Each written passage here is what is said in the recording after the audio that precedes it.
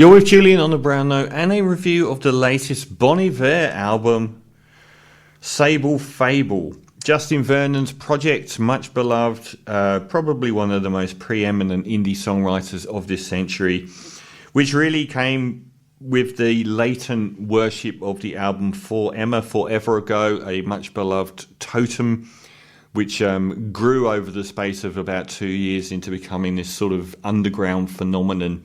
And he backed it up with Bon Iver, the self-titled second album in 2011.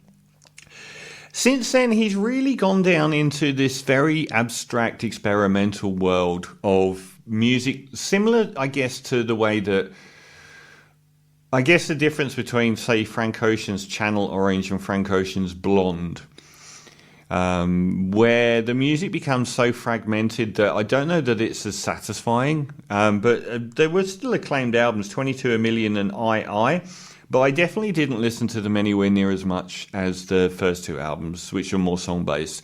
This album, SABLE, fABLE, is a return virtually entirely to that song-based Bon Iver, which is incredibly welcome. Very, very happy to see that. I want to talk a bit about the, I think, horrible release strategy of this album, because I think it's an excellent album if it had been released all in one go. But he released, it's very, I mean, Bon Iver is really like a band like Tame Impala are. It's Justin Vernon, really. You know that it is, and it doesn't sound like a band either. They released an EP last year, probably in November, which I featured on the radio. Excellent EP, 4-track EP, but that's the first 4 songs on the album, and it's on a separate disc. It's on disc 1. And the next 9 tracks, which haven't been heard before, are on the second disc. And I don't really like that release strategy. I think it's very sort of, it makes it hard to listen to the album as a whole. So I will just basically treat it as, from going forward, I'll just treat it as one album, in which case it is excellent. So SABLE, fABLE only just came out, much more song-based album. I'll go through the tracks from the way that it's listed, which is the second track is the first proper track, because there's only a fragment of sound with the opener. But Things Behind Things Behind Things is a real going back to the really catchy, introspective, philosophical songwriting of the past for Bon Iver. I think it's arguably the best song on here. There's quite a little bit of Sufjan in the strings of the guitars on some of these, and he sings in the lower register quite a lot on this album as well. It's got a very sort of thoughtful, philosophical, almost paranoid vibe to it. Things behind things. And I thought it was really, really good. And so is the next track, Speyside, which came out on this separate EP months ago, which is very good as well. Nothing's really happened like I thought it would. And he uses his lower to higher register. The last of that awards season, which is mainly a cappella, was the one that I liked least on that EP. And then we move into the new album proper, even though they're one album proper, and a much stronger album if you include those 2 high points ahead. Short Story is incredible. Full band sound and that trademark falsetto. Electric guitar coming through as well, almost kind of reminiscent of Perth, which opened the second Bon Iver album with that amazing guitar motif. It's only a fragment, sadly. It's a very short track. Everything is peaceful love.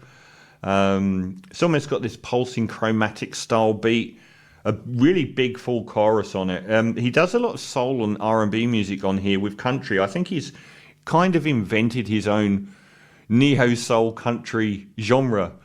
It's a very warm, engaging, if not that spectacular track. He does a chipmunk soul thing. I think this middle stretch of Walk Home and Day One are probably the weaker part of the album. Walk Home, it's got this chipmunk soul thing, which I don't know, and the beat as well. I don't know, it's slightly incongruous to the tune. It's almost like he's gone back to his roots of songwriting, but kept a couple of incongruous holdovers from his more experimental music, which I don't know that works. It's almost like he's got his heart in the mid-'80s with Bruce Hornsby in the Range, and that's where I want him. but he's also got these chipmunk squawking samples and a clod hopping beat, which I don't want, which is a bit strange. It's an odd mix, to be honest. Again, they come out on day one. It's got a Dijon of a flock of dimes.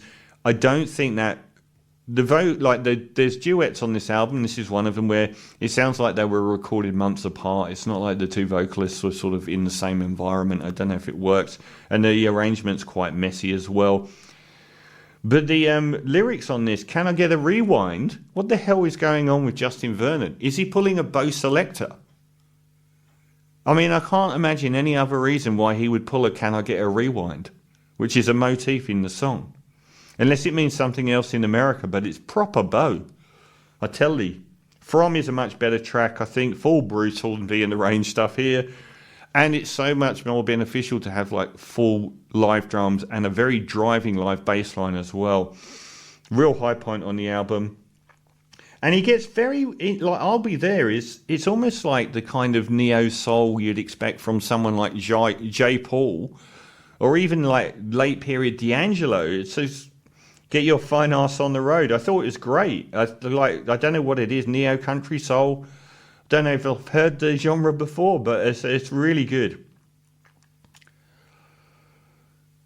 Track 7, If Only I Could Wait. It just seems a little bit shy of its mid-80s shiny Mike and the Mechanics heart.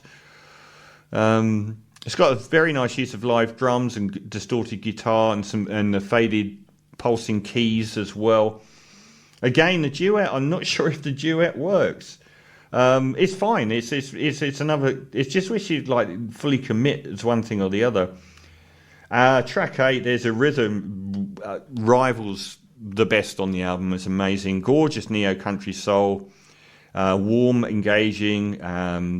Sometimes the lyrics on this are a bit simplistic. I don't know if that's a deliberate. I think that's deliberate because his most enigmatic lyrics were always very obtuse, and I prefer that. They're very direct here, almost to the point where the rhyming schemes are a little bit simplistic. And then we end with Au Revoir, which is a fragment. But, you know, there's some, like with the Black Country New Road, there's probably three or so tracks on there that I didn't really rate that highly. But overall, a number of tracks that I really did rate highly. And it's just really welcome to have Bon Iver back doing, you know, not fragmented experimental music, but much more song-based.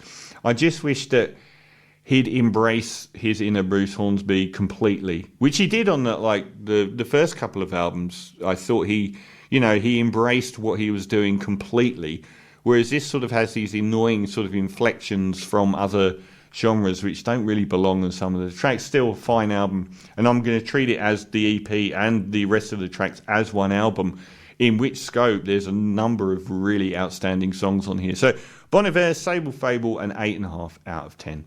Too boring 8.5 out of 10.